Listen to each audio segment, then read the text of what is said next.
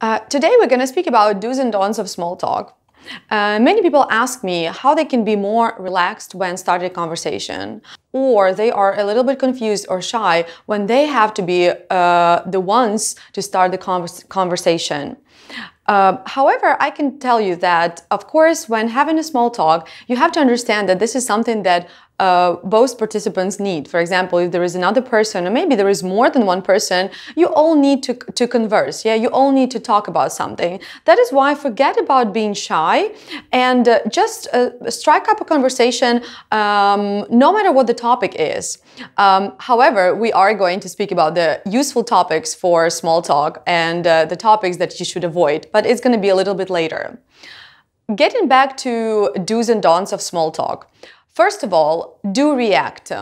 When people are asking you a question, do not stay silent, yeah? Do not be shy or walk away. React, respond, say something. And when reacting, don't be a stranger, as they say, yeah? Try to give a more or less full answer, right? Do not try to give like only one sentence or one word answer. Otherwise, the person who is asking you a question is going to be a little bit confused whether you do want to have a conversation or don't.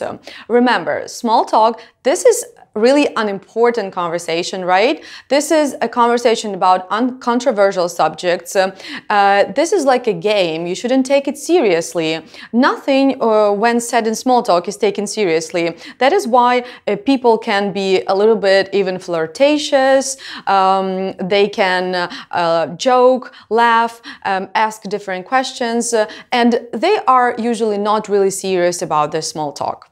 Do react and don't be silent. Do ask questions, like I said. Do not wait for one person to ask you questions all the time. This is not an English lesson when a teacher is asking you questions and you have to respond. Small talk, this is a conversation where there is no leader. So everyone is equal. So let's say I start a small talk, but it doesn't mean that I'm a leader of the small talk. I am the first to ask the question. You're going to be next. The third person is going to be next, and so on. So do ask questions, but do not kill small talk. Let's say I'm asking you the question that you really don't want to respond. What you going to say? You can say something like, I don't want to talk about it. Well, I can say that that's not really a good idea, because when you say, I don't want to talk about it, another person is really confused and doesn't know what to do next. So believe me, there's going to be awkward silence once you say, I don't want to talk about it. So if you really don't want to talk about something, you can be more easy on this person, and you can say something like, oh, you know, that's really private. Let me get back to you later. Or you can say, that's an interesting question. I'm not sure I know the answer. So you don't have to be really serious. So don't take things seriously. Even if the person really asks you the question that you hated and you don't want to talk about it, turn it into a joke and kind of walk away from it. I'm sure it's going to be better than just making it awkward for everyone with the phrase, I don't want to talk about it, or it's private, and be super serious about it. Let's say you're talking to someone who is asking you a question that you don't understand. What you going to do?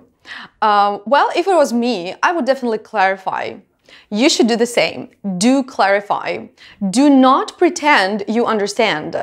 Let's say you pretended that you understood the question. So the person goes on and on about the subject, and then what's happening?